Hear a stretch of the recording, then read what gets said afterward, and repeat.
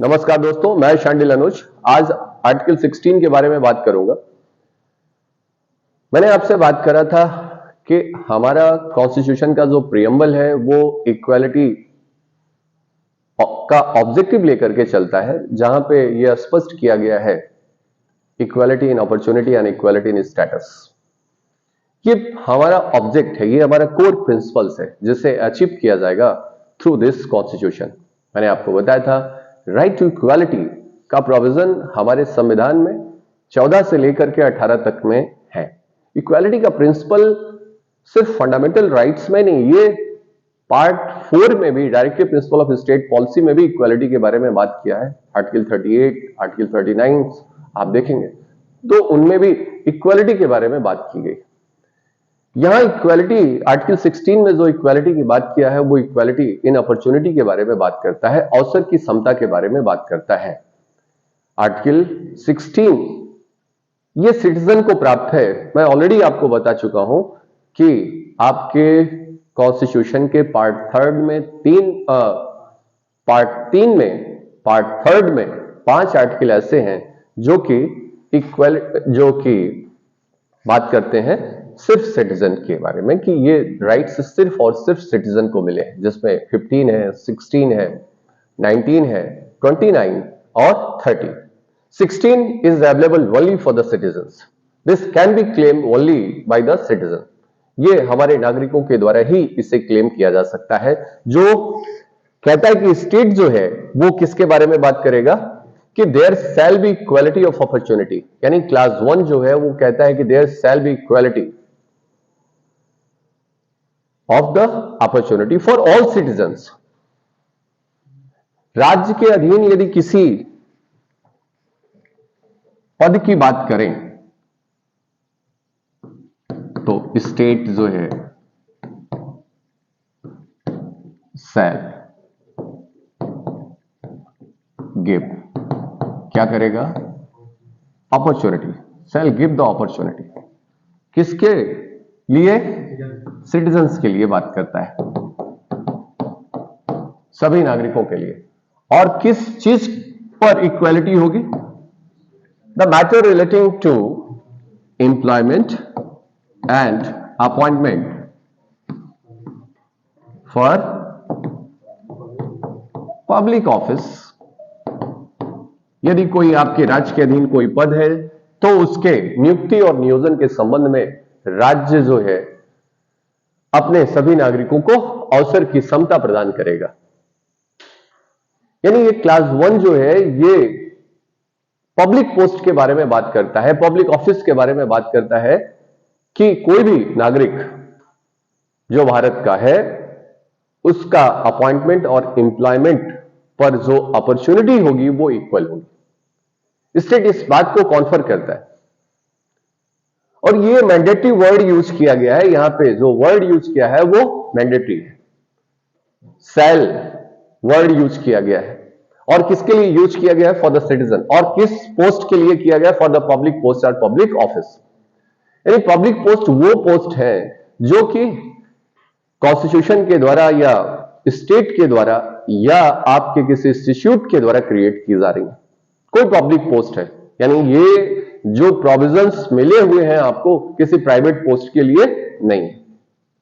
इसका मतलब यदि कोई प्राइवेट कंपनी है तो वहां पे इक्वल अपॉर्चुनिटी को आप क्लेम नहीं कर सकते हो। यानी there shall be equality, there shall be equality, इसका मतलब इक्वालिटी होगी, मैंडेटरी है, प्रोविजन है। और किस बात की इक्वालिटी होगी? एम्प्लॉयमेंट और अपॉइंटमेंट के बारे में। तो क्लास 1 जो है एक सिंपल बात करता है, एक जनरल बात कर रहा है, and this is your fundamental right कि आपको अपॉर्चुनिटी होगी। और इसी का एक्सप्लेनेशन जो है वो क्लास 2 में है। क्लास 2 इस बात को कहता है कि स्टेट के अधीन यदि कोई पद है तो राज्य उसके अपॉइंटमेंट और एम्प्लॉयमेंट के बारे में किसी नागरिक के साथ कोई भेदभाव नहीं करेगा। There is no any discrimination. There shall be no discrimination. Neither discriminate nor any candidate be eligible on the grounds of, मैंने आर्टिकल 15 में 5 ग्राउंड्स बताए थे, इसमें 2 ग्राउंड्स आपको ऐड करने हैं। 15 में 5 ग्राउंड्स था। पहला जो ग्राउंड था वो race, religion, caste, place of birth and gender यानी सेक्स, और 2 ग्राउंड्स उसमें आर्टिकल 16 में एड ऑन हुए हैं 16 के क्लास 2 में, और वो है रेजिडेंस एंड डिसेंट। यानी 7 ग्राउंड आपके पास है जिनके आधार पर राज्य नागरिकों के बीच में कोई भेदभाव नहीं करेगा, या ऐसा कोई भी नागरिक इन आधारों पर अपात्र नहीं होगा, वो इनएलिजिबल नहीं होगा ऐसा कैंडिडेट इन आधारों पर। कहां पर? किसी ऐसे लोक पद पर, किसी ऐसे पद पर जो राज्य के अधीन है। यानी ये बात जो है वो मैंडेटरी है कि there is no any discrimination, कोई डिस्क्रिमिनेशन नहीं किया जाएगा, कोई भेदभाव उनके बीच में नहीं किया जाएगा। ये एक सामान्य बात बताई गई है आर्टिकल 16 के अंतर्गत। इसका मतलब ये जो अवसर है वो अवसर की यदि समता है तो परिस्थिति में भी समता आती है। यानी अब किसी भी व्यक्ति को यदि अवसर दिया जाए तो अवसर प्राप्त करने के बाद आपका जो सोसाइटल स्टेटस है, सोशल स्टेटस है, वो अपने आप इक्वल होता है। यानी इस अपॉर्चुनिटी को देने से दूसरा जो है वो अपने आप अपलिफ्ट होता है। आर्टिकल 16 का क्लास 2 इस बात को स्पष्ट करता है कि इन 7 आधारों पर कोई भेदभाव आप नहीं कर सकते। ये 2 क्लास जो है वो आपके फंडामेंटल राइट्स हैं, और आर्टिकल 16 का क्लास 3 ये बात स्पष्ट करता है कि parliament through the law, parliament by the law बना करके किसी भी स्टेट के लिए या किसी भी यूनियन टेरिटरीज के लिए या ऐसे स्टेट या यूनियन टेरिटरीज के किसी लोकल या अदर अथॉरिटी के अंतर्गत अधीन यदि कोई पोस्ट है तो उस पोस्ट के लिए रेजिडेंस को प्री रिक्विजिट कंडीशंस डिक्लेयर कर सकता है। ये प्रारंभिक शर्त हो सकती है, यानी रेजिडेंस आधार हो सकता है लॉ बना करके कि ऐसी पोस्ट के लिए वहां के रेजिडेंट जो सिटीजन्स हैं उन्हीं को ये अवेलेबल होगा। इसका मतलब कि जो 16 का क्लास 2 है इस बात का एक्सेप्शन देता है क्लास 3। क्लास 3 में क्या बताया गया? मैंने आपको क्लास 2 में बताया कि क्लास 2 में कि कोई डिस्क्रिमिनेशन नहीं होगा रेजिडेंस के आधार पे, जबकि क्लॉज 3 कहता है कि पार्लियामेंट लॉ बना करके ऐसा डिस्क्रिमिनेशन कर सकती है कि ऐसी जो पोस्ट होगी वो किसी स्पेसिफिक स्टेट के सिटीजन के लिए या किसी स्पेसिफिक यूटीज के या ऐसे स्टेट या यूटी के जो लोकल अथॉरिटीज या अदर अथॉरिटी के अधीन कोई पद है उस पर वही लोग क्या होंगे? और होंगे, एलिजिबल होंगे। ये क्लास 3 है आपका। अब क्लास 4 जो है वो ये स्पष्ट करता है कि स्टेट जो है वो किसी बैकवर्ड क्लास के लिए स्टेट क्या कर सकता है? किसी बैकवर्ड क्लास के लिए रिजर्वेशन के बारे में प्रोविजन कर सकता है। यानी state can make a reservation in the favour of backward class if in the opinion of the state there is an inadequate representations of a such class। ऐसे वर्ग के लोगों का जो बैकवर्ड क्लास के हैं उनके बारे में रिजर्वेशन कर सकता है। यानी रिजर्वेशन टर्म जो है वो 16 के क्लास 4 में पहली बार यूज किया गया। The term reservation is use first time in the article 16 class 4। इसके पहले जब आप 15 में पढ़ते तो वहां पे स्पेशल प्रोविजन दिया गया, लेकिन यहां पे वर्ड जो है वो रिजर्वेशन का प्रयोग किया गया, बैकवर्ड क्लास के बारे में बात किया है। तो कहता है कि राज्य जो है, अब आप देखिए कि ये क्या बता रहा है, जो आपका फंडामेंटल राइट है, जो फंडामेंटल राइट है आपका 16 के क्लास 1 एंड क्लास 2 में कि कोई डिस्क्रिमिनेशन नहीं किया जाएगा, क्लास 4 स्टेट को एनेबल करता है कि वो रिजर्वेशन प्रोवाइड कर सकता है, रिजर्वेशन दे सकता है in the favour of backward classes. In the favour of, ये बहुत ही इंपॉर्टेंट टर्म है, इन द फेवर ऑफ, वो क्या कर सकता है? रिजर्वेशन को कर सकता है यदि राज्य की राय में, यदि राज्य की ओपिनियन में कि ऐसे किसी राज्य के अधीन पदों पर उनका एडिक्वेट रिप्रेजेंटेशन नहीं है, ऐसे वर्ग का यदि एडिक्वेट पर्याप्त प्रतिनिधित्व नहीं है तो उनके बारे में रिजर्वेशन किया जा सकता है। अब रिजर्वेशन की जो कवायद शुरू होती है वो आपके आर्टिकल 16 के क्लास 4 से स्टार्ट होती है।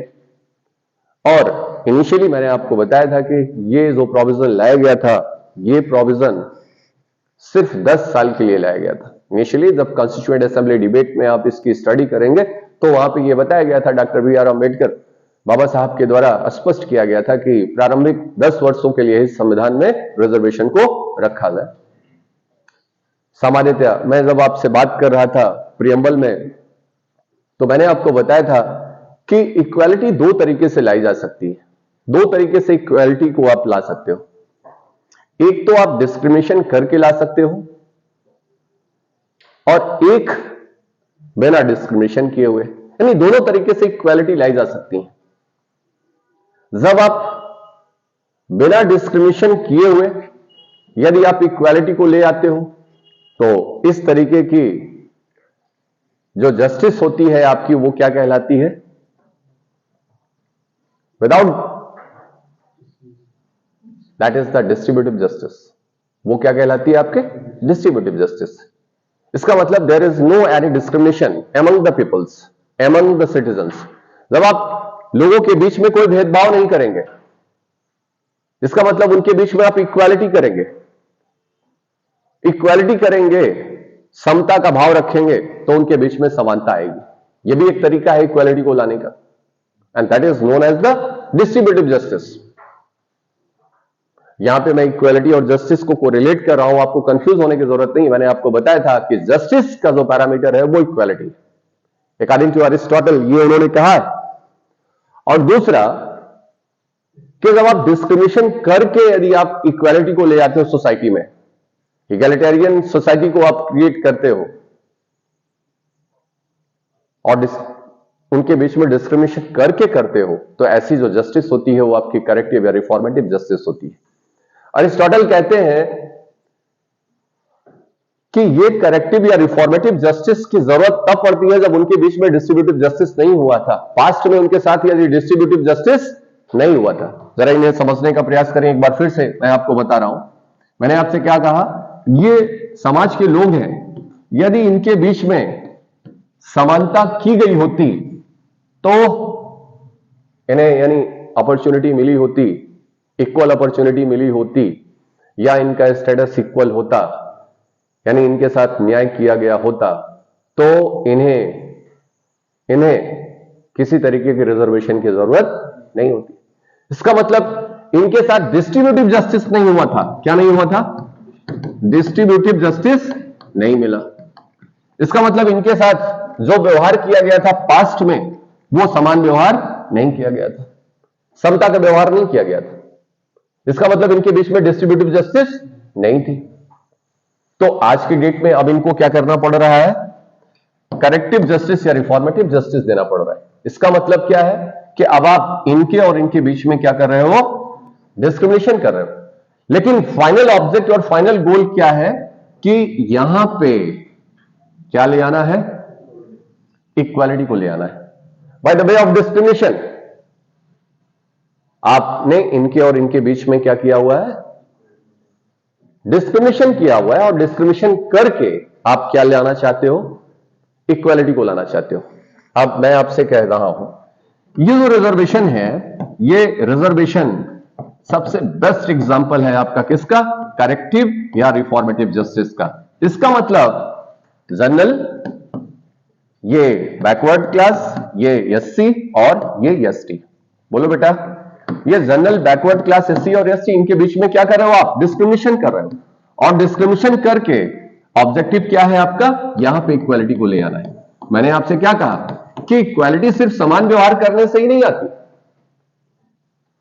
यानी इनके बीच में यदि आप समता करोगे, यानी लिटरल सेंस में यदि इक्वालिटी लाना चाहोगे तो नहीं हो सकता है। इनके बीच में क्या करना पड़ रहा है? डिस्क्रिमिनेशन करना पड़ रहा है। और डिस्क्रिमिनेशन करने का जो ऑब्जेक्ट है वो क्या है कि यहां पे इनका रिप्रेजेंटेशन जो हो वो इक्वल हो, और इसलिए हमको क्या लाना पड़ रहा है? रिजर्वेशन लाना पड़ रहा है। तो मैं आपसे अक्सर कह रहा था, कहता हूं कि हमारे यहां का जो रिजर्वेशन है वो क्या है? ये करेक्टिव या रिफॉर्मेटिव जस्टिस। आखिर हमें रिजर्वेशन की जरूरत क्यों पड़ी? क्योंकि उनके साथ समानता का व्यवहार नहीं हुआ था। पास्ट में उनके साथ डिस्ट्रीब्यूटिव जस्टिस नहीं हुआ था, and that's why we have to give the corrective और रिफॉर्मेटिव जस्टिस। तो reservation is the best example of the corrective और रिफॉर्मेटिव जस्टिस। और इसके लिए स्टेट क्या कर रहा है, इनके बीच में क्या कर सकता है, रिजर्वेशन कर सकता है। किनके बारे में, in the favour of the backward class. किसके बारे में, in the favour of the backward class, in the favour of backward class. When in the opinion of the state there is a inadequate representation for any office or a post subject to the state, राज्य के अधीन यदि कोई पद है जिसमें उनका पर्याप्त रिप्रेजेंटेशन नहीं है, तो इनको क्या किया जा सकता है, रिजर्वेशन दिया जा सकता है, और स्टेट इसके लिए इंपावर्ड होगा। तो 16 का क्लास 1 और 2 जो कहता है कि कास्ट के आधार पर, रेस के आधार पर, रिलीजन के आधार पर, प्लेस ऑफ बर्थ के आधार पर, जेंडर के आधार पर, डिसेंट के आधार पर आप क्या नहीं कर सकते हो, कोई डिस्क्रिमिनेशन नहीं कर सकते हो। क्लास 4 कह रहा है कि स्टेट इंपावर्ड है, स्टेट क्या कर सकता है, उनके बारे में रिजर्वेशन को कर सकता है, रिजर्वेशन कर सकता है। अब ये कहानी आपने देखा कि यहां पे जो वर्ड है वो कौन सा है, क्लास वर्ड यूज हुआ है, backward class, not a caste. Backward caste के बारे में नहीं बात किया है, बैकवर्ड क्लास और क्लासेस के बारे में बात किया है, तो उनके बारे में रिजर्वेशन किया जा सकता है। मैं आपको 15 का क्लास 4 बता रहा था, क्या बताया था बेटा, 15 का क्लास 4 बताया था, वहां पे भी बैकवर्ड क्लास है, और 16 के क्लास 4 में भी मैं आपको बता रहा हूं कि यहां पे भी बैकवर्ड क्लास थी। लेकिन 15 का क्लास 4 जो है ये कहता है कि सोशली और educationally backward class, yes EB की बात करता है। किसके बारे में बात कर रहे हैं, यानी यहां पे दो एडजेक्टिव लगे हुए हैं, बैकवर्ड तो है, बैकवर्ड क्लास तो है, लेकिन वो कैसा होना चाहिए, backward, socially and educationally backward. जबकि आप 16 के क्लास 4 में पढ़ेंगे तो 16 के क्लास 4 में ये कहीं भी नहीं लिखा हुआ है कि सोशली और एजुकेशनली बैकवर्ड हो, यहां पे सिर्फ और सिर्फ क्या लिखा हुआ है, बैकवर्ड क्लास। इसका मतलब कि 16 का क्लास 4 में जो बैकवर्ड क्लास है is wider term than that of the 15 का क्लास 4। 15 के क्लास 4 में जो बैकवर्डनेस है वो 16 का क्लास 4 की बैकवर्डनेस नहीं। इसका मतलब ये जो क्लास है ये इनको भी शामिल करता है। यदि आप इसे सेट के तौर पे बनाएं तो ये वाला जो पार्ट होगा आपका, दिस वन इज ये कौन सा हो गया, बैकवर्ड क्लास, कौन हो गया, बैकवर्ड क्लास हो गया है, और this one is socially and educationally backward class. ये कौन बता रहा है आपका, 15 का 4 बताता है। ये कौन बता रहा है आपका, 16 का क्लास 4 बता रहा है। इसका मतलब this term is wider than that of this, इससे बड़ा है या नहीं है। इसका मतलब बैकवर्ड क्लास में सोशली और एजुकेशनली बैकवर्ड क्लास भी क्या हो जाएंगे, इंक्लूड हो जाएंगे। इज इट क्लियर और नॉट, यहां तक ये बात क्लियर हुआ, ये इसमें शामिल है, ये बात इसमें शामिल है। तो यहां पे बैकवर्ड क्लास के बारे में क्या करना है, रिजर्वेशन देना है। क्लियर हुआ। अब ये जो रिजर्वेशन की जो बात है यहीं तक की बात है, ठीक है, ये आपके कॉन्स्टिट्यूशन में था, बोलो भैया। अब उसके बाद ये जो 16 का क्लास 1 2 3 4 ये तो आपके संविधान में है। अब जरा देखिए यहां पे क्या जोड़ा गया, 16 का क्लास 4 ए जोड़ा गया, 16 का क्लास 4 बी जोड़ा गया, बोलो जोड़ा गया 16 का क्लास, और यहां पे फिर क्या है, 5 है, और फिर क्या है आपका 6 है। यही है आपके, ये आपका पूरा का पूरा कॉन्स्टिट्यूशन है, ठीक है ना। तो यहां पे देखिए 1 2 3 4 5 ये तो शुरू में था आपका, ये जोड़ा गया, 4B जोड़ा गया, और क्या जोड़ा गया है आपका, ये जोड़ा गया है, ठीक है ना। तो मैं आपको पहले एक बार वेयर की रीडिंग करा दूं, फिर देन आई विल स्टार्ट, ठीक है, with the case laws. Case law के माध्यम से इनको हम और एक्सप्लेन करेंगे आपके इनके प्रोविजंस को।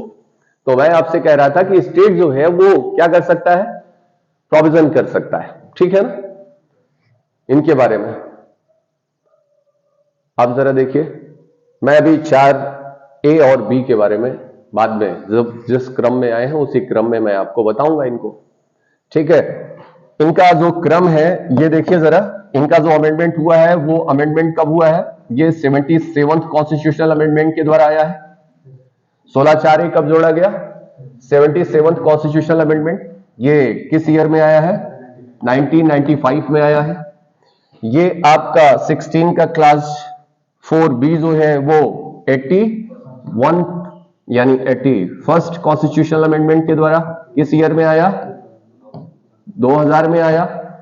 और फिर देखें आप इसी 16 के क्लास 4A में अगेन एक बार क्या हुआ, आपका अमेंडमेंट हुआ और वो था 85th कॉन्स्टिट्यूशनल अमेंडमेंट 2002 हुआ।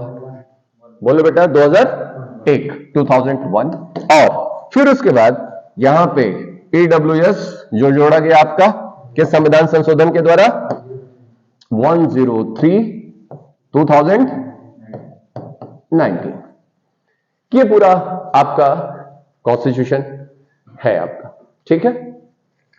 तो इसका मतलब पहले संविधान में आपके क्लास 1, क्लास 2, क्लास 3, क्लास 4 और 4A जो जोड़ा गया वो 77th कॉन्स्टिट्यूशनल अमेंडमेंट। इसके पीछे का बैकग्राउंड क्या है मैं अभी बात करूंगा through the crest law.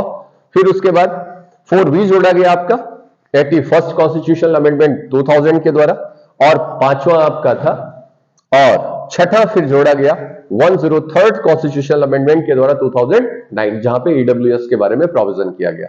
Is it clear? यहां पे देखें आप, यहां स्पष्ट किया गया 5 का क्लास मैं आपको बता रहा हूं, तो क्लास 5 जो है वो इस बात को स्पष्ट करता है। क्लास 5 कह रहा है कि यदि कोई ऐसी पब्लिक पोस्ट है जो किसके अंतर्गत है,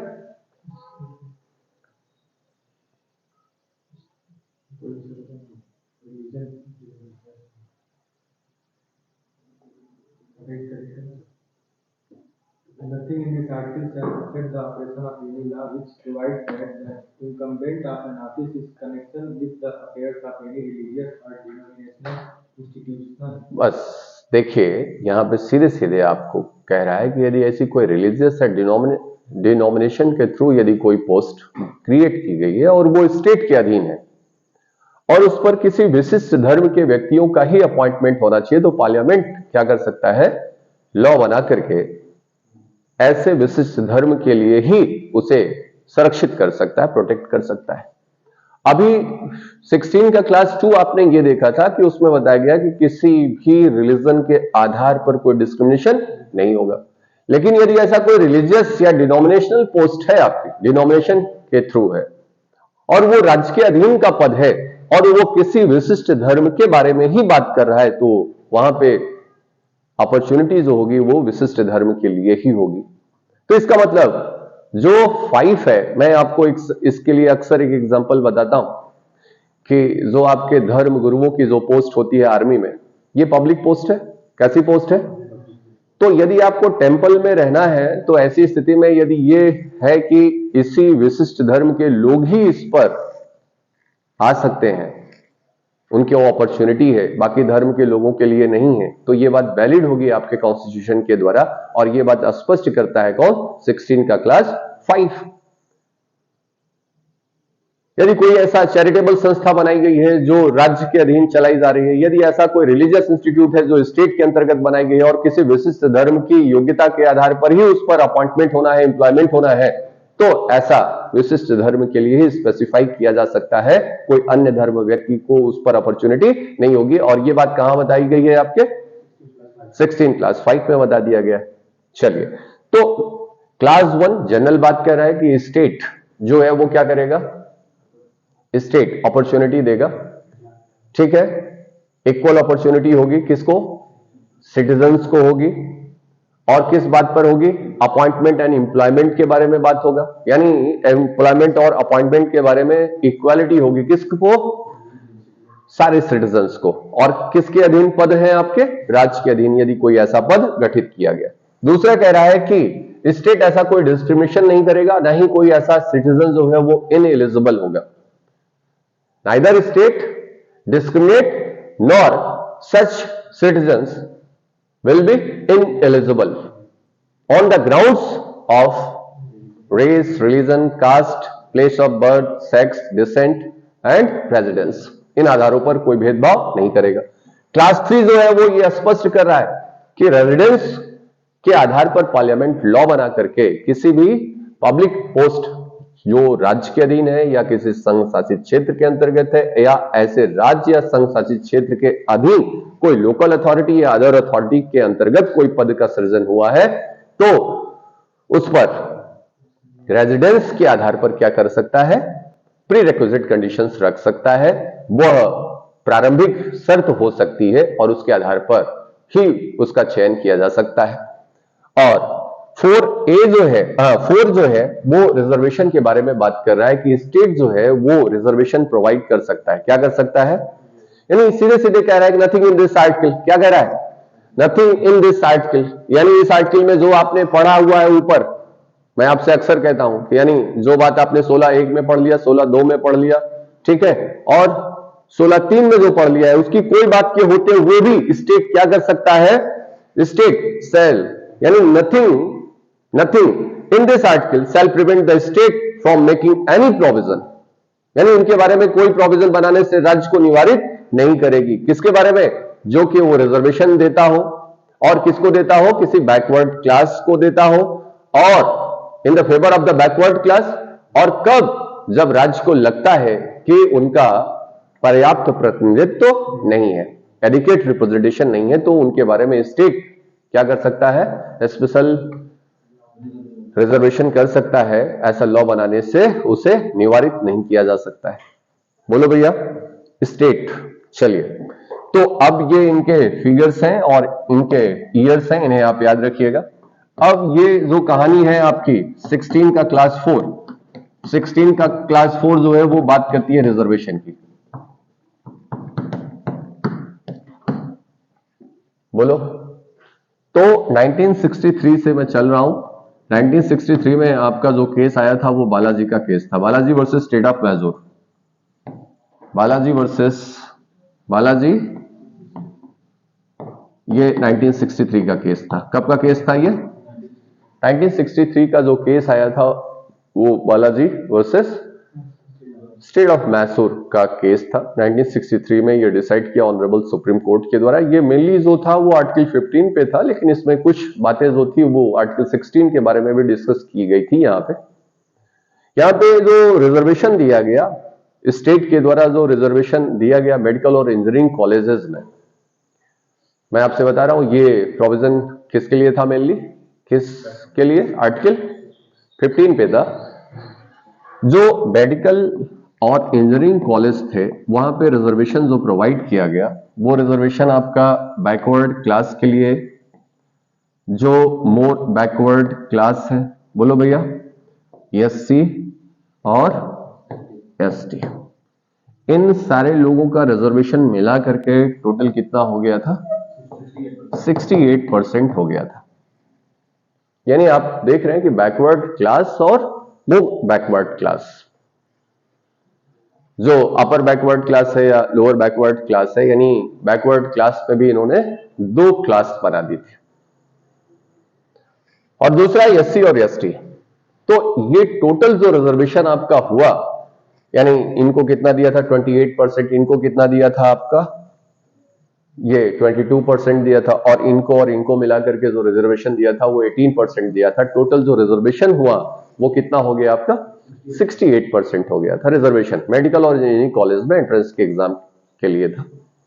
तो यहां पे जो हाई मार्क्स पाने वाले जो आपके अदर कैटेगरीज के जो स्टूडेंट्स थे, यानी जो जनरल कैटेगरी के लोग थे, वो बाहर हो गए। उनसे कम अंक पाने वाला जो लड़का था वो रिजर्वेशन का फायदा होने के आधार पर वो इंटर कर गया। इस बात को चैलेंज किया गया बालाजी मैसूर के केस में, और इस बात पर ऑनरेबल सुप्रीम कोर्ट ने स्पष्ट किया कि किसी भी बैकवर्ड्स के बारे में 2 बातें होनी जरूरी है, ठीक है। यानी किसी भी व्यक्ति के बारे में यदि कोई स्पेशल प्रोविजन या रिजर्वेशन किया जा रहा है, तो ये जो रिजर्वेशन होगा उसके लिए 2 बातें इंपॉर्टेंट है। पहली चीज तो क्या होनी चाहिए कि उसे बैकवर्ड क्लास होना चाहिए। क्या होना चाहिए, बैकवर्ड क्लास होना चाहिए। और बैकवर्ड क्लास मींस यानी सोशली और एजुकेशनली बैकवर्ड। क्या हो वो, सोशली और एजुकेशनली बैकवर्ड हो, this is the first parameter. और दूसरी चीज की स्टेट की ओपिनियन में कि उनका रिप्रेजेंटेशन जो है वो इनएडिक्वेट है, बोलो। तो बालाजी के केस में इस बात को भी डिस्कस किया गया कि बैकवर्ड क्लास होने के लिए जरूरी ये है कि वो क्या हो, सोशली और एजुकेशनली बैकवर्ड हो, पहली चीज। और दूसरी चीज जो है वो क्या होना चाहिए कि उनका एडिक्वेट रिप्रेजेंटेशन ना हो। मैं आपसे बार बार कह रहा हूं कि अभी आपको कंफ्यूज होने की जरूरत नहीं है। ये मैटर मेनली किसके लिए था, आर्टिकल 15 पर, लेकिन इस पर जो डिस्कशन हुआ था वो आर्टिकल 16 के बारे में भी चर्चा की गई। यानी बैकवर्ड क्लास हो तो सोशली और एजुकेशनली बैकवर्ड हो, और दूसरी चीज क्या है कि उनका एडिक्वेट रिप्रेजेंटेशन नहीं हो, ऐसी पोस्ट पर, राज्य के अधीन पदों पर उनका एडिक्वेट रिप्रेजेंटेशन नहीं है। तो ये दो क्राइटेरिया है, ठीक है। पहली चीज उन्होंने कहा कि कास्ट जो है वो आधार नहीं हो सकती। क्या नहीं हो सकती है, कास्ट जो है वो रिजर्वेशन का आधार नहीं हो सकती है। बोलो भैया, रिजर्वेशन का जो ग्राउंड्स है वो क्या नहीं हो सकता है, कास्ट नहीं हो सकता है, ठीक है। जाति ही जो है वो रिजर्वेशन का आधार नहीं हो सकती। यानी सिर्फ जाति के आधार बना करके, जाति को आधार बना करके रिजर्वेशन नहीं दिया जाना चाहिए। इसके और भी पहलू हैं, और भी एस्पेक्ट्स हैं। उनकी पॉवर्टी है, उनका सोशल एजुकेशन है, उनका सोशलाइजेशन है, ठीक है, उनका इकोनॉमिक स्टैंडर्ड है, उनका वे ऑफ लाइफ जो डिसेंट लेवल है, ये सारी चीजें आपको देखनी होंगी। यानी आप किसी को यदि बैकवर्ड क्लास को डिक्लेयर करना है तो जाति आधार नहीं हो सकता है। तो पहली बात तो इन्होंने कहा, और दूसरी चीज कहा कि यहां पे जो रिजर्वेशन की बात किया गया है उसके बारे में बात किया कि वो स्पेशल प्रोविजन की बात करता है। रिजर्वेशन के बारे में स्टेट क्या कर सकता है, स्पेशल प्रोविजन। यानी ये 15 की बात कर रहा हूं मैं। यहां पे जब आप पढ़ेंगे तो वहां पे क्या लिखा हुआ है, स्पेशल प्रोविजन के बारे में बात कर रहा है। स्टेट क्या कर सकता है, उनके बारे में प्रोविजन कर सकता है, स्पेशल प्रोविजन कर सकता है। लेकिन ये प्रोविजन क्या नहीं हो सकता है, एक्सक्लूसिव नहीं हो सकता है। कैसा प्रोविजन नहीं हो सकता है, एक्सक्लूसिव प्रोविजन नहीं हो सकता है। बोलो बेटा, इसका मतलब रिजर्वेशन जो है वो अधिकतम कितना दिया जाना चाहिए, यानी मैक्सिमम जो सीलिंग इन्होंने बताया कि वो कितना होना चाहिए, 50%, और 50% के ऊपर नहीं होना चाहिए। कहने का मतलब आप रिजर्वेशन दे करके उसे आप 100% तक नहीं पहुंचा सकते। ये स्पेशल प्रोविजन है। स्पेशल प्रोविजन का मतलब एक्सक्लूसिव प्रोविजन नहीं होता है। इसका मतलब उसे 90% और 80% आप नहीं कर सकते। इसका मतलब ये है कि इसकी जो लिमिट होगी रिजर्वेशन की वो कितनी होनी चाहिए, मैक्सिमम 50% होनी चाहिए आपकी। तो बालाजी के केस में दो ग्राउंड्स बहुत इंपॉर्टेंट है जो आपको जानना है। पहली चीज तो ये कि कास्ट जो है वो बेसिस नहीं हो सकती है रिजर्वेशन का। दूसरी चीज जो है कि 50% से ऊपर रिजर्वेशन नहीं दिया जाना चाहिए। ये बातें क्लियर हो गई यहां तक, ठीक है। तो बालाजी का ये, यदि ये दिमाग में है तो ये आप रखिएगा। दो बातें मैंने आपको बताया बालाजी के केस में। पहली चीज क्या कि कास्ट ग्राउंड नहीं होगा, दूसरी चीज 50% कैप होना चाहिए, सीलिंग होना चाहिए, इससे ज्यादा रिजर्वेशन नहीं दिया जाना है। क्योंकि आप रिजर्वेशन के नाम पर, ठीक है, आप मेरिट्स को क्या नहीं कर सकते हो, इग्नोर नहीं कर सकते हो। You have to also give the opportunity to the meritorious students. बोलो भैया, उनको भी तो ले आना है, अदरवाइज ये नेशनल इंटरेस्ट में नहीं होगा। रिजर्वेशन जो है यदि आप एक्सक्लूसिव प्रोविजन बना दोगे, मोनोपोली क्रिएट कर लोगे रिजर्वेशन दे करके, तो ऐसी स्थिति में ये नेशनल इंटरेस्ट में नहीं होगा। It is just against the national interest. Again Balaji के बाद कौन सी केस आती है, ये देवदासन की एक केस आई है।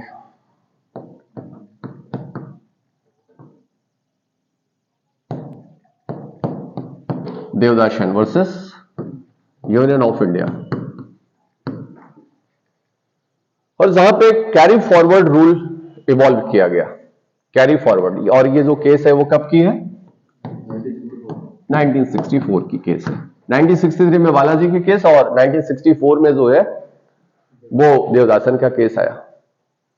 अब देवदासन की केस में जो चैलेंज की गई थी बातें वो ये थी कि एक जियो पास किया गया, गवर्नमेंट ऑर्डर पास किया गया, और गवर्नमेंट ऑर्डर के द्वारा ये स्पष्ट किया गया इस केस में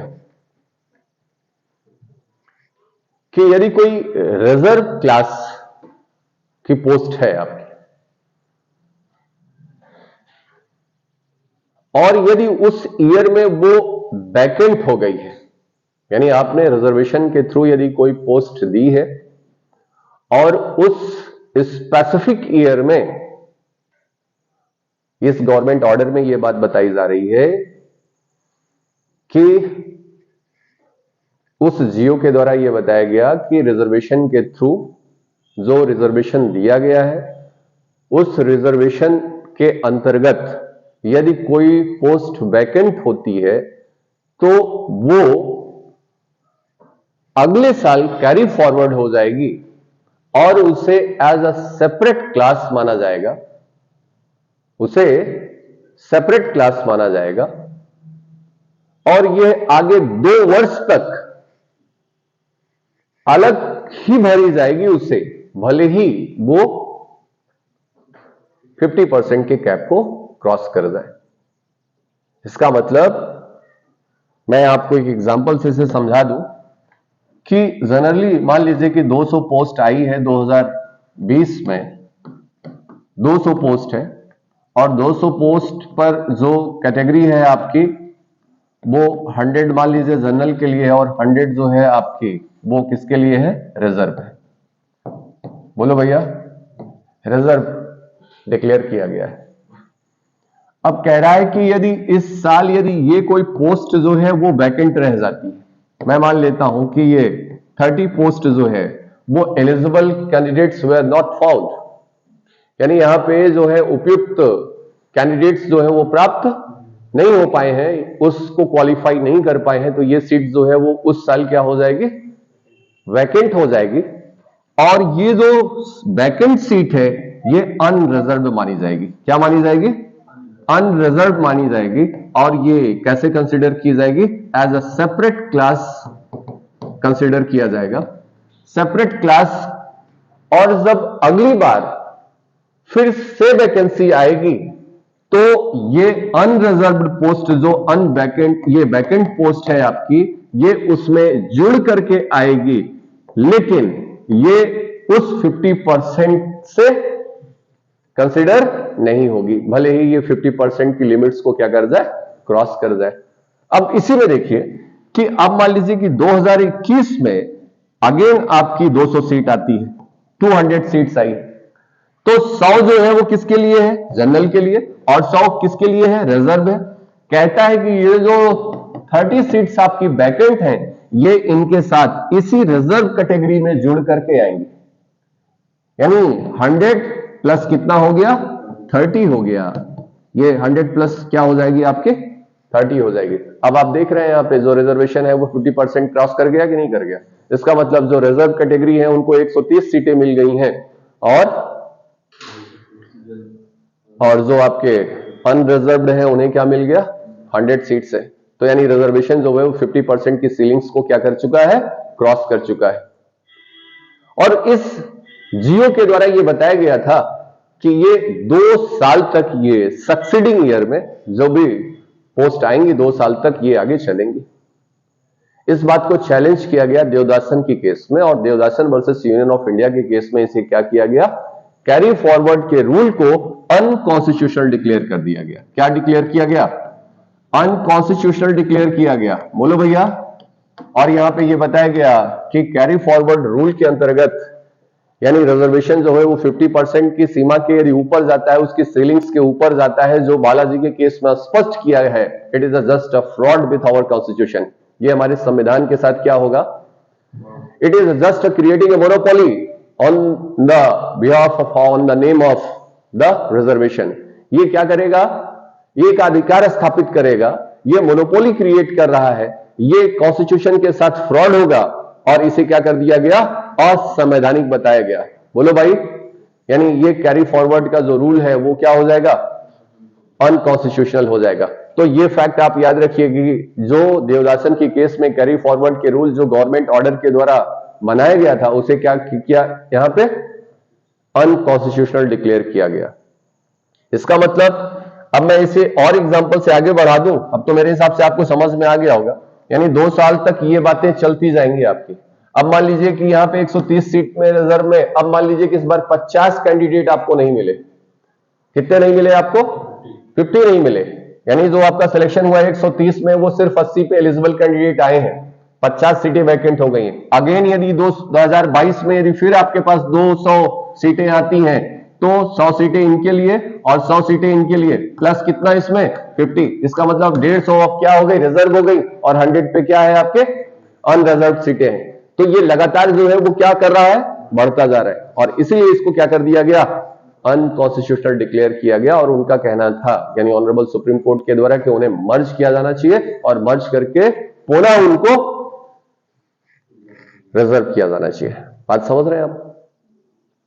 तो ये कैरी फॉरवर्ड रूल जो है वो क्या हो गया, समाप्त हो गया। अगेन जो है आपका नेक्स्ट केस कौन सी आ रही है,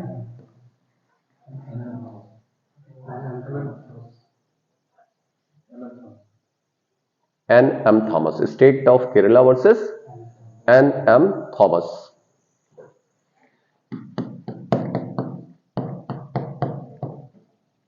स्टेट ऑफ केरला। अब एन.एम. थॉमस की केस में यहां पे रिजर्वेशन दिया गया किसको, जो पोस्ट आपकी थी उस पोस्ट का जो प्रमोशन था जनरल कैटेगरी और एससी कैटेगरीज या अदर जो बैकवर्ड क्लासेस थे, में मेनली एससी कैटेगरी के लिए ये बात है। यहां पे इनको प्रमोशन के लिए एक डिपार्टमेंटल एग्जाम देना पड़ रहा है।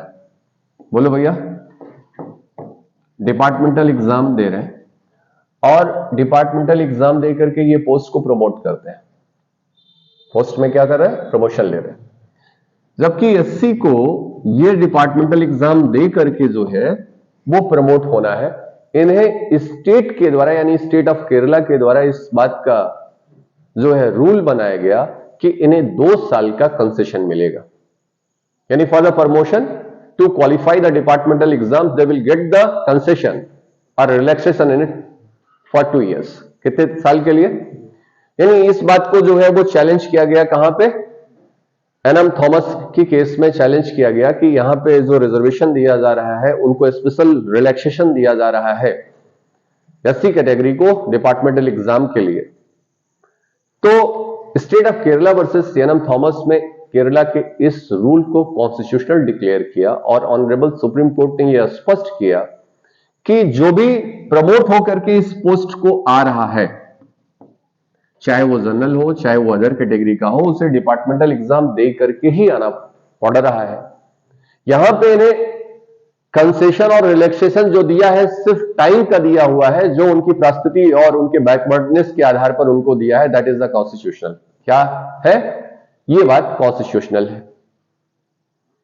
तो 2 साल का जो रिलैक्सेशन जो दिया गया एन.एम. थॉमस की केस में, इसे क्या माना गया, कॉन्स्टिट्यूशनल माना गया, जो केरला स्टेट के द्वारा उन्हें दिया गया था एन.एम. थॉमस की केस में।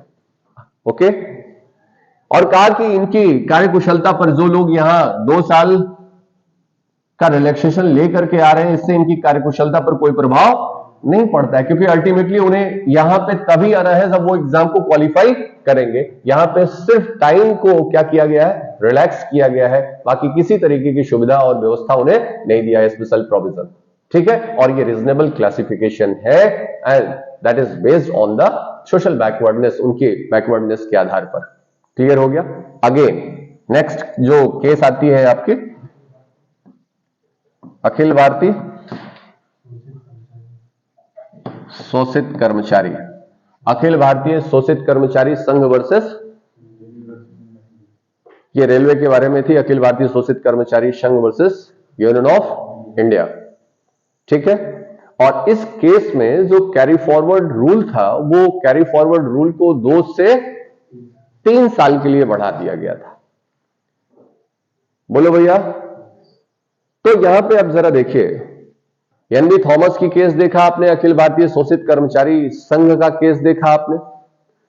तो यहां पे जो सरकार थी, सरकार ने ऐसा रूल बना करके कैरी फॉरवर्ड रूल को 2 से 3 साल के लिए, यानी जो आपने देवदासन के केस में देखा था, जो अनकॉन्स्टिट्यूशनल डिक्लेयर किया गया था, वहां पे कैरी फॉरवर्ड के रूल को अनकॉन्स्टिट्यूशनल डिक्लेयर किया गया था, जबकि अखिल भारतीय शोषित कर्मचारी संघ के मामले में इसे क्या किया गया, कैरी फॉरवर्ड के रूल को कॉन्स्टिट्यूशनल बनाया गया था। यहां पे बोलिए, इसका मतलब ये मामला जो है वो ओवर रूल नहीं किया था, ये ओवर रूल नहीं किया गया था अखिल भारतीय शोषित कर्मचारी संघ के मामले में। और यहां पे जस्टिस कृष्णा अय्यर, ये इस नियम के आधार पर जो रिजर्वेशन था वो 50% के ऊपर हो गया था, और 50% के ऊपर हो गया था तो जस्टिस कृष्णा अय्यर ने कहा कि बालाजी का जो नियम है 50% का, वो मैंडेटरी नहीं है, वो हमारे लिए बाइंडिंग नहीं है। ये एक डायरेक्टिव प्रिंसिपल्स है, रूल्स है, ये गाइडिंग रूल्स है कि यदि 50%, यानी जीवन की समस्याओं को मैथमेटिकल कैलकुलेशन के द्वारा क्या नहीं किया जा सकेगा, नहीं आंका जा सकेगा, मापा जा सकेगा। यदि सर्कमस्टांसेस यदि कोई अलग होंगी तो ऐसी स्थिति में 50% कैप जो है, जो सीलिंग है, वो बढ़ाया जा सकता है। तो आपने देखा कि इन बैकग्राउंड्स के आधार पर एक बालाजी का केस था, फिर देवदासन का केस आया, फिर एनबी थॉमस का केस आया, और ये अखिल भारतीय शोषित कर्मचारी संघ का मामला। फिर उसके बाद मंडल कमीशन की रिपोर्ट जो 1980 में आपके यहां आई थी, उस रिपोर्ट के आधार पर रिजर्वेशन को लागू किया गया, जिसमें बैकवर्ड क्लास को जो रिजर्वेशन दिया गया वो 27% रिजर्वेशन दिया गया। कितना दिया गया? और इस बात को चैलेंज किया गया इंदिरा साहनी, जैसे मंडलवाद के नाम से जाना जाता है, इंदिरा साहनी के मामले में। इंदिरा साहनी का जो मामला था वो अभी लैंडमार्क है, 1993 का मामला है, बहुत ही लैंडमार्क जजमेंट है। और इसमें पहले 5 जजेस बेंच के द्वारा, यानी कॉन्स्टिट्यूशनल बेंच के द्वारा इस मैटर को डिसाइड किया जाना था, लेकिन जो क्वेश्चन ऑफ लॉ और कॉन्स्टिट्यूशन के मैटर्स इन्वॉल्व होने के द्वारा इस मैटर को रेफर कर दिया 9 जजेस बेंच को, और 9 जजेस बेंच ने बहुत सारे मामले को क्या किया, डिसाइड किया, और जिसमें स्पष्ट किया, और ये 1 बाय 1 मैं आपको बताता हूं कि इंदिरा साहनी के मामले में जो बातें स्पष्ट की गई। पहली चीज उन्होंने स्पष्ट किया कि 16 का क्लास जो 4 है is not the exception of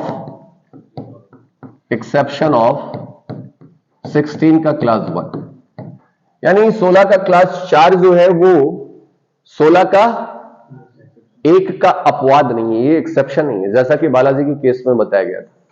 Balaji के केस में यह स्पष्ट किया गया था कि class 4 is the exception of class 1। तो इंदिरा साहनी के मामले में स्पष्ट किया गया कि class 4 is not exception of the 60 class 1।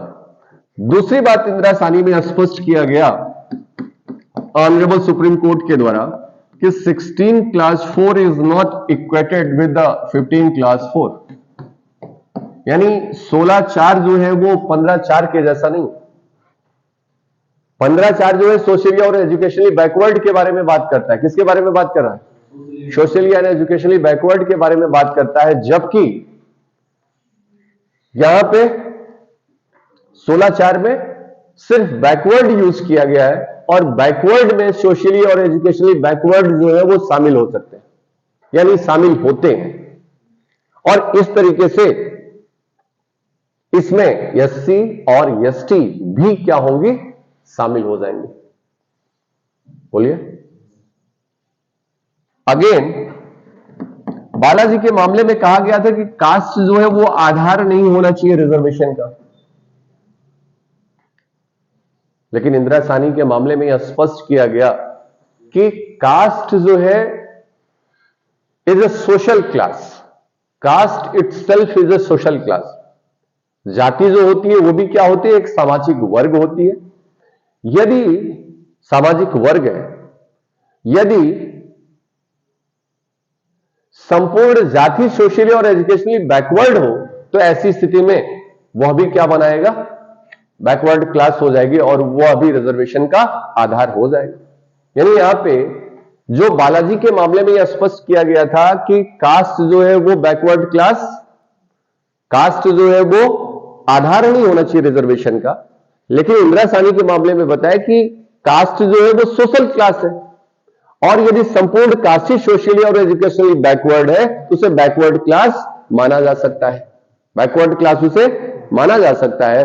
और इसी तरीके से उन्होंने कहा कि आपके यहां हिंदू गैर हिंदू के अलावा आपके यहां सिख है, मुस्लिम्स हैं, ईसाई हैं, ठीक है, जो जातियों में बटे हुए हैं और उन जातियां में यदि वो पिछड़े आधार को रखती हैं, बैकवर्ड है, तो उन्हें बैकवर्ड क्लास की श्रेणी में रखा जा सकता है। और इसी के आधार पर आप देखिए उन जातियों में यानी मुसलमान में भी जनरल है, एससी है, ओबीसी है, ये बात यहां पे स्पष्ट किया। तो बालाजी के केस में जो बताया कि कास्ट ग्राउंड नहीं हो सकता है, इंदिरा साहनी में इस बात को उलट दिया और कहा कि रिजर्वेशन जो है वो कास्ट के आधार पर हो सकता है। पहली चीज मैंने आपको क्या बताया कि 16/4 जो है वो एक्सेप्शन नहीं है 16/1 का।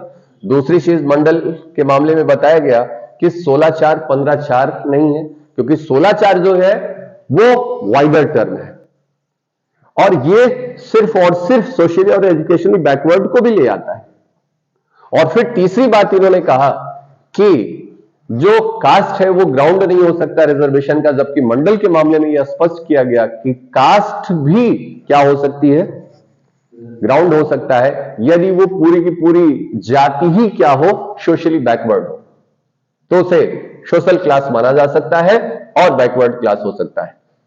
अगेन बालाजी की केस में चौथी बात जो है, बालाजी की केस में यह स्पष्ट किया गया, बालाजी की केस में स्पष्ट किया गया था कि बैकवर्ड क्लास और मोर बैकवर्ड क्लास का जो ये क्लासिफिकेशन है ये अनरीजनेबल है। जबकि बालाजी की केस के इस निर्णय को, इस बात को मंडल केस में यानी इंदिरा साहनी के मामले में यह स्पष्ट किया गया कि ये जो क्लासिफिकेशन है वो रीजनेबल है। यानी इसका मतलब अपर बैकवर्ड क्लास और लोअर बैकवर्ड क्लास या अपर बैकवर्ड क्लास या लोअर बैकवर्ड क्लास के बीच में क्लासिफिकेशन किया जा सकता है। और यहीं पे जो कॉन्सेप्ट लाया गया मंडल केस में, क्रीमी लेयर का कॉन्सेप्ट लाया गया। क्रीमी लेयर के कॉन्सेप्ट में यह स्पष्ट किया गया कि ऐसे लोग जो क्रीमी लेयर में आ चुके हैं, बैकवर्ड क्लास में फॉरवर्ड हो चुके हैं, फॉरवर्ड हो गए, तो उन्हें क्या कर दिया जाए, उन्हें उस क्लास से हटा दिया जाए और उस क्लास से हटा करके ही रिजर्वेशन लागू किया जाए। तो क्रीमी लेयर का जो कॉन्सेप्ट आया वो कहां आया, यहां पे आया। मंडल केस में क्या स्पष्ट किया गया था, मंडल केस में यह बताया गया था कि जो आपके फॉरवर्ड हो गए हैं और जो आपके लोअर बैकवर्ड क्लास है इनके बीच में क्लासिफिकेशन नहीं होना चाहिए। क्योंकि मैं जब आपको आर्टिकल 14 पढ़ा रहा था तो आर्टिकल 14 में मैंने बताया था कि आर्टिकल 14 रीजनेबल क्लासिफिकेशन के बारे में बात करता है। किसके बारे में बात करता है, जबकि क्लास लेजिस्लेशन के बारे में प्रोहिबिट करता है। यानी article 14 allow the reasonable classification but prohibit the class legislation. इसका मतलब क्लास में आप क्या नहीं करोगे, आप कोई भी क्लास में आप कोई भी क्लासिफिकेशन नहीं करोगे आप।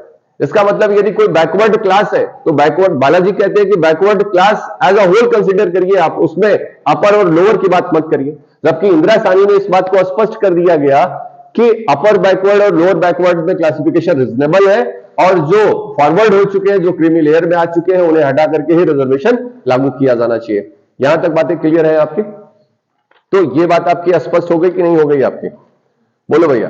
फिर अगला क्वेश्चन ये आता है आपका कि क्या ये जो रिजर्वेशन है वो एग्जीक्यूटिव ऑर्डर के द्वारा लागू किया जा सकता है या नहीं किया जा सकता है।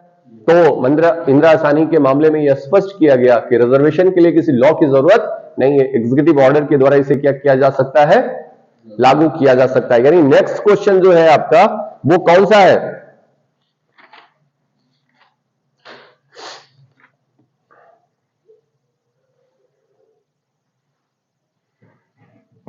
तो मैंने आपसे क्या कहा कि ये जो क्लास लेजिस्लेशन के बारे में बात किया मंडल केस में, ये स्पष्ट कर दिया गया। क्या स्पष्ट कर दिया गया है कि अपर और लोअर में क्या किया जा सकता है, अंतर किया जा सकता है। एक बात अगेन जो है आपका पांचवा क्या कह रहा है कि क्या लॉ बनाने की जरूरत है या एग्जीक्यूटिव ऑर्डर के द्वारा ही इसे क्या किया जा सकता है, लागू किया जा सकता है। तो कह रहा है मंडल केस में ऑनरेबल सुप्रीम कोर्ट ने स्पष्ट किया, इसे क्या कर सकते हैं आप, एग्जीक्यूटिव ऑर्डर के द्वारा इसे क्या कर सकते हैं, लागू कर सकते हैं। बोलो भाई, ये बातें हो गई। और फिर उसके बाद आप देखिए कि आपके यहां ये स्पष्ट किया गया, क्या स्पष्ट किया गया, no reservation in a promotion. बहुत ही लैंडमार्क बात है ये। इन्होंने कहा कि जो भी रिजर्वेशन होना चाहिए वो रिजर्वेशन किन मामलों में होना चाहिए, ठीक है ना। जैसा कि मैंने आपको एनवी थॉमस के मामले में मैं आपको बता रहा था, एनवी थॉमस में 2 ईयर का क्या है रिलैक्सेशन दिया है, किस बात के लिए, प्रमोशन के लिए। तो इस मामले में स्पष्ट कर दिया कि कोई भी रिजर्वेशन प्रमोशन के मामले में नहीं दिया जाना चाहिए। बोलो भैया।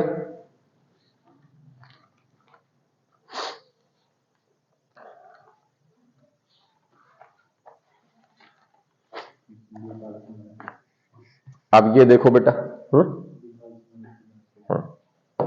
अभी तो इंदिरा साहनी का जो सबसे महत्वपूर्ण बात है वो ये है कि प्रमोशन में क्या नहीं होना चाहिए। सारी बातें ही महत्वपूर्ण है, ये मुझे ज्यादा अच्छी लगती है। प्रमोशन में रिजर्वेशन नहीं दिया जाना चाहिए, क्योंकि अभी इसी के बाद फिर चीजें आएंगी आपके पास, ठीक है। तो आपको ये बात दिमाग में रखना है कि प्रमोशन में रिजर्वेशन नहीं होना चाहिए, अनकॉन्स्टिट्यूशनल है। प्रमोशन में रिजर्वेशन नहीं दिया जाएगा, ये 1993 के मामले में मंडल केस में ये बता दिया गया है। यानी जो भी रिजर्वेशन आपको देना है वो कहां पे दीजिए, प्राथमिक स्तर पर दीजिए, प्रमोशन पर रिजर्वेशन नहीं देंगे, एक बात। और जो नेक्स्ट जो इंपॉर्टेंट बात है, इन्होंने बालाजी के मामले में जो दिया गया 50% का जो सीलिंग था उसे क्या माना, वैलिड माना, ठीक है ना। 50% यानी कोई भी रिजर्वेशन जो है वो 50% से ज्यादा नहीं होना चाहिए, लेकिन एक्सेप्शनल कंडीशन में क्या किया जा सकता है, विशेष परिस्थितियों में 50% की सीलिंग्स को इग्नोर किया जा सकता है, अधिक दिया जा सकता है। तो इंदिरा साहनी के मामले में आप देख रहे हैं कितने सारे फैक्ट्स को जो है वो क्या किया गया, सेटल किया गया। जरा देखिए, और अगेन देवदासन के मामले में जो कैरी फॉरवर्ड के रूल को अनकॉन्स्टिट्यूशनल डिक्लेयर किया गया था, यहां पे उसे क्या किया गया, कॉन्स्टिट्यूशनल डिक्लेयर किया गया।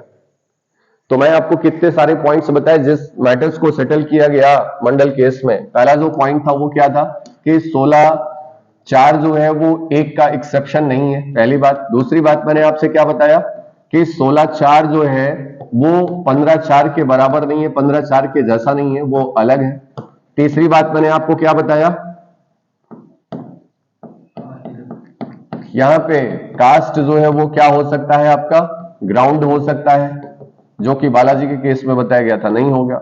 चौथी बात मैंने आपको बताया कि यहां पे जो बैकवर्ड और मोर बैकवर्ड के बीच में जो क्लासिफिकेशन नहीं किया जा सकता है, जो बालाजी के केस में बताया, यहां पे कहा कि बैकवर्ड और मोर बैकवर्ड क्लास के बीच में क्या किया जा सकता है, क्लासिफिकेशन किया जा सकता है, ये कॉन्स्टिट्यूशनल है।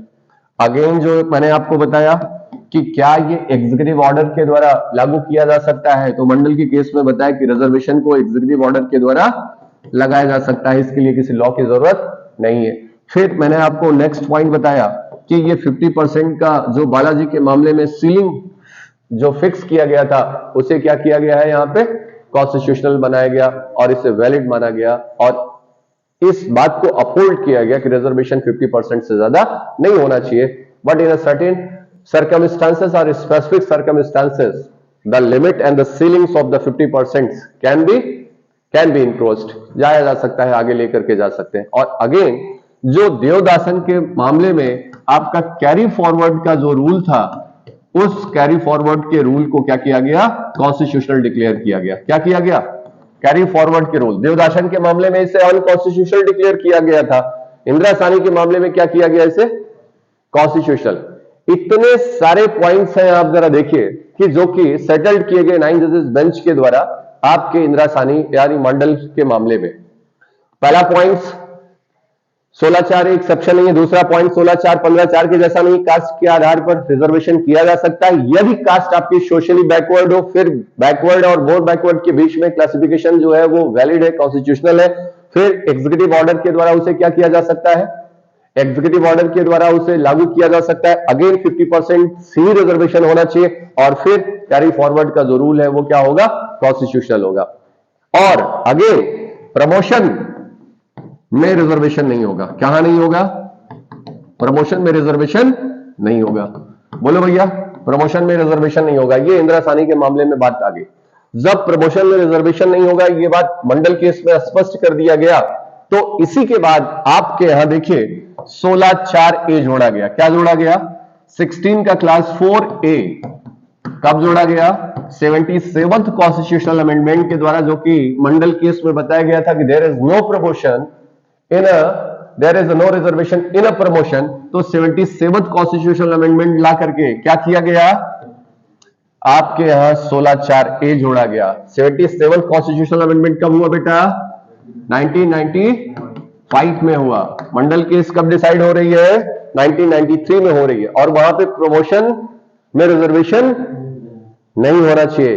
तो इस बात को स्पष्ट करने के लिए पार्लियामेंट ने 77th कॉन्स्टिट्यूशनल अमेंडमेंट ला करके 16(4)A को ऐड किया 1995 में, और जिसमें यह बताया गया कि इस अनुच्छेद की कोई भी बात एससी और एसटी किसके बारे में, बैकवर्ड क्लास के बारे में नहीं, स्पेसिफिकली बात कर रहा है किसके बारे में, एससी और एसटी के रिजर्वेशन, प्रमोशन के रिजर्वेशन के संबंध में कोई भी बात उसे निवारित नहीं करेगी। यानी स्टेट क्या कर सकता है, उसके बारे में रिजर्वेशन कर सकता है प्रमोशन के बारे में। बोलो भैया, रिजर्वेशन के बारे में क्या कर सकता है, प्रमोशन कर सकता है। बोलो भैया, क्लियर है ना। चलिए अब जरा देखिए, ये 16(4)A भी आ गया आपका, क्या आ गया, 16(4)A भी पैदा हो गया आपका, और ये किसके रिएक्शन में आया हुआ है, मंडल केस के, इंदिरा साहनी के मामले से आया हुआ है कि इस बात को क्या कर दिया है, कॉन्स्टिट्यूशनल बना दिया है कि अब प्रमोशन में भी रिजर्वेशन आपको मिलेगा। और ये स्पेसिफिकली किसके लिए दिया गया है, सिर्फ एससी और एसटी के लिए बात किया हुआ है। यानी स्टेट को इस अनुच्छेद की कोई भी बात, ऐसा कोई भी कानून बनाने से, ऐसा प्रोविजन करने से, ऐसा रिजर्वेशन देने से उसे प्रिवेंट नहीं करेगा। ये बात स्पष्ट हो गई है यहां तक, बोलिए। और फिर उसके बाद एक केस आती है आपकी Veerpal Singh versus Union of India. Veerpal Singh की केस बहुत इंपॉर्टेंट है, इसे आपको देखना है, ठीक है ना। वीरपाल सिंह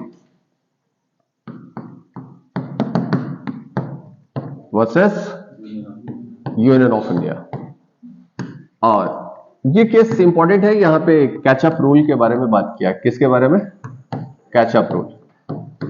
जो कैरी फॉरवर्ड रूल है वो देवदासन की केस के बारे में बताता है कि देवदासन ने जो कैरी फॉरवर्ड रूल को क्या किया है, अनकॉन्स्टिट्यूशनल डिक्लेयर किया, और इंदिरा साहनी ने कैरी फॉरवर्ड को कॉन्स्टिट्यूशनल डिक्लेयर किया। तो दूसरा जो क्वेश्चन है आपका वो क्या है, आपका कैचअप रूल। कैचअप रूल के बारे में भी आपसे पूछा जाता है कि ये भारतीय संविधान के किस अनुच्छेद के अंतर्गत आ रहा है, तो ये कहां पे है आपका, 16 का क्लास 4A में है। बोलो बेटा, और ये बात कहां आई है आपकी, कहां आई है, वीरपाल सिंह की केस में वर्सेस यूनियन ऑफ इंडिया में। अब मैं आपको ये केस का फैक्ट समझाता हूं, इसे समझिए आप है क्या ये। यहां पे देखिए, ये जो गार्ड सर्विस है, और गार्ड की ग्रेड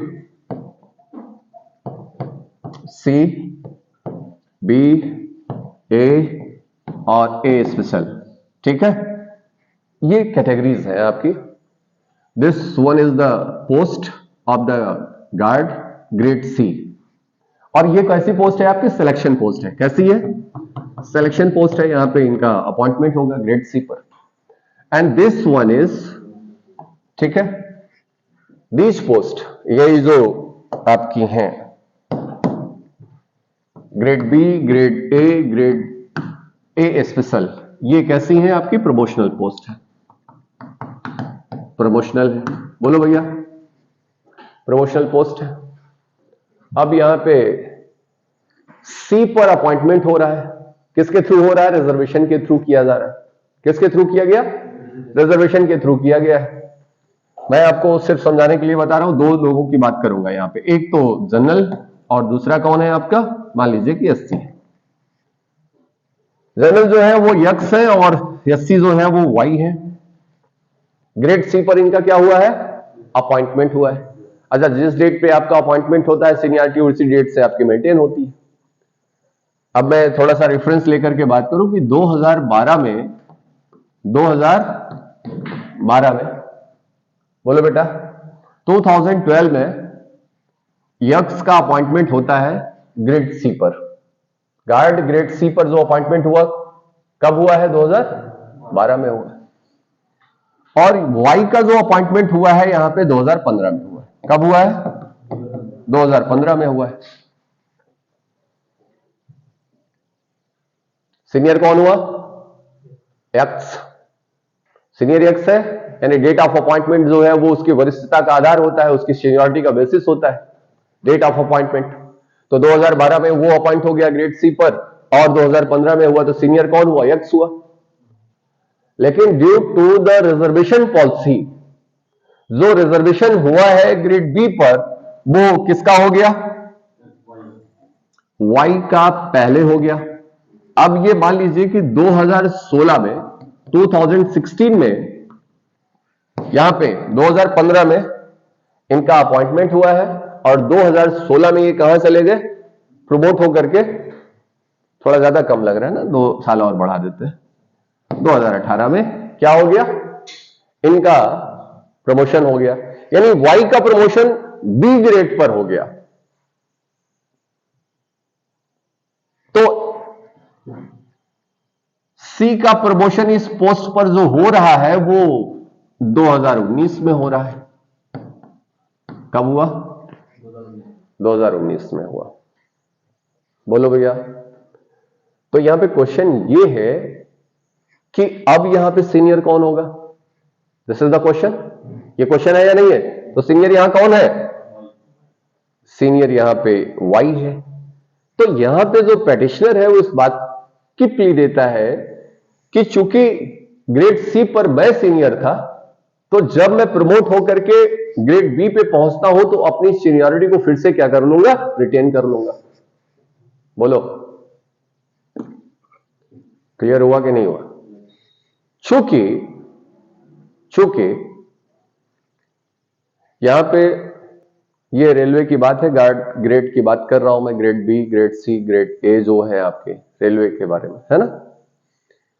तो इनके द्वारा दलील ये दी जा रही है कि डेट ऑफ अपॉइंटमेंट जो होती है वो सीनियरिटी का क्या होगी? बेसिस होगी, जिसे वीरपाल सिंह की केस में अनकॉन्स्टिट्यूशनल डिक्लेयर किया गया।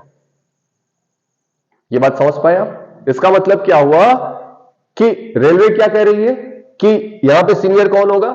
वाई होगा, क्योंकि इसका जो प्रमोशन हुआ है वो पहले हुआ है और डेट ऑफ प्रमोशन पे जिस दिन पे वो ज्वाइन किया है उस दिन से उसकी सीनियरिटी मेंटेन होगी। तो यहां पे यक्स जो है वो 2019 में अपॉइंट हुआ है, तो इस ग्रेड पर सीनियर कौन माना जाएगा? ये रेलवे कह रही है। इस बात को ऑनरेबल सुप्रीम कोर्ट ने वीरपाल सिंह की केस में क्या डिक्लेयर कर दिया? अनकॉन्स्टिट्यूशनल डिक्लेयर कर दिया। ये क्या है? असंवैधानिक है। इसका मतलब क्या होगा कि ये अपनी सीनियरिटी को क्या कर लेगा? रिटेन करेगा जब वहां पे पहुंचेगा। तो बोलो, अब इस बात को समाप्त करने के लिए, इसी बात को क्या करने के लिए? समाप्त करने के लिए 16(4) में 16(4)A में 85th कॉन्स्टिट्यूशनल अमेंडमेंट किया गया और 85th कॉन्स्टिट्यूशनल अमेंडमेंट के द्वारा कंसिक्वेंशियल सीनियरिटी के बारे में बात किया। पारिणामिक ज्येष्ठता शब्द को जोड़ा गया। किसको जोड़ दिया गया? क्लियर हुआ? तो ये वीरपाल सिंह के बाद जो है कंसिक्वेंशियल सीनियरिटी को क्या करेगा? मेंटेन करते हुए ये बात प्राप्त करेगा। क्लियर? आगे अब जरा देखिए 16(4)B जो है, 16(4)B 16 का 4B, इसे बैकलॉग से भी बोला जाता है। बैकलॉग की पोस्ट क्या होता है? बैकलॉग के बारे में जो प्रोविजन है आपका वो पूछा जाता है कि वो कहां है, तो ये 16(4)B में है आपका। ठीक है ना? 16(4)B में है। अब ये कैरी फॉरवर्ड रूल को क्या करता है? कैरी फॉरवर्ड रूल जो देवदर्शन के मामले में क्या किया गया था? अनकॉन्स्टिट्यूशनल डिक्लेयर किया गया था, उसी मामले को ये क्या करता है? स्पष्ट करता है। और ये कहा है कि यदि किसी ईयर में 16(4)B ये स्पष्ट करता है कि यदि कोई रिजर्व कैटेगरी की कोई पोस्ट है, यदि उस ईयर में वो वैकेंट नहीं हुई है तो उसे क्या माना जाएगा? सेपरेट क्लास माना जाएगा, अनरिजर्व्ड माना जाएगा और उसी कैटेगरी के द्वारा ही उसे फिलअप किया जाएगा, भले ही 50% की सीमा को क्या कर जाए, पार कर जाए। और ये बात आपकी कौन बता रहा है, 16(4)(b) आपका कहता है। क्लियर हुआ।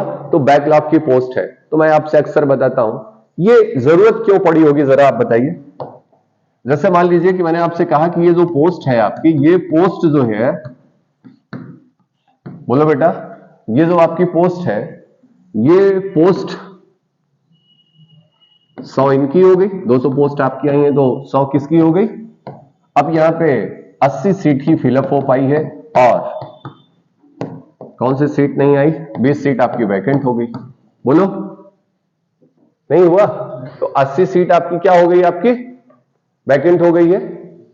क्लियर है। तो 80 सीट यहां भर गई है और 20 सीट आपकी वैकेंट हुई है। इसका मतलब क्या हुआ, तो हम आप क्वालिफाइंग मार्क्स को क्या करते जाएंगे, कम करते जाएंगे और भी संख्या को बढ़ाते जाए। ऐसा कर पाएंगे आप?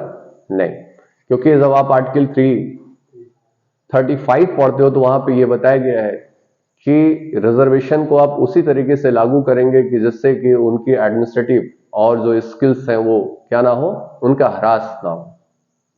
इसका मतलब समझ रहे हैं आप? कहने का मतलब आप रिजर्वेशन देते समय आप इस बात का जरूर ध्यान रखेंगे उनके मेरिट्स के बारे में, यानी रिजर्वेशन के नाम पर जो है आप एडमिनिस्ट्रेटिव जो उनकी कार्यकुशलता है उसको इग्नोर नहीं करेंगे। ये गाइडिंग फोर्स है आपका जो 335 में, यानी हमारे पास एलिजिबल कैंडिडेट्स हैं, एक सीमा है हमारे कट ऑफ की, उसी कट ऑफ तक आपको क्या करना होगा, स्कोर करना होगा। यदि उसके नीचे आप है तो आपका सिलेक्शन नहीं होगा, सीटें वैकेंट हो जाएंगी। ये मानक लेकर के चलता है। अदरवाइज क्या होगा कि आप मेरिट को डाउन करोगे, ये सीट कभी खाली नहीं हो सकती।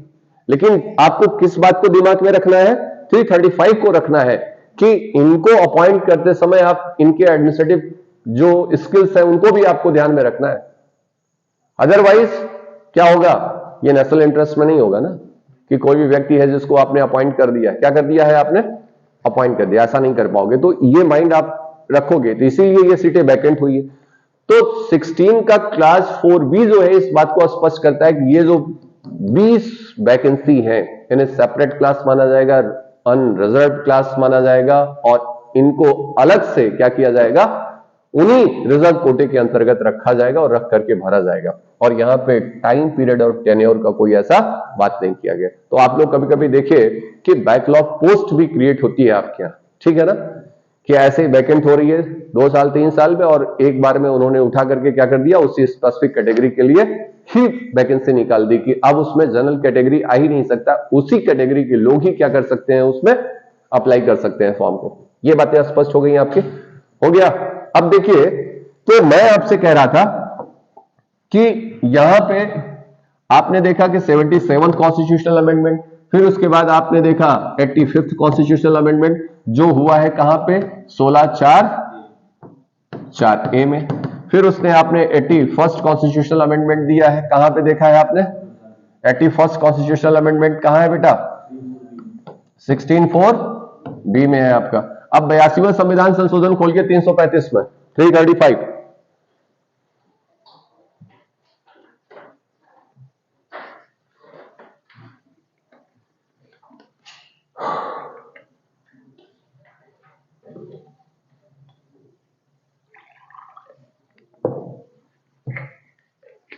मिला, क्या कह रहा है, यस। तो 82वां संविधान संशोधन कहां पे किया गया है, 335।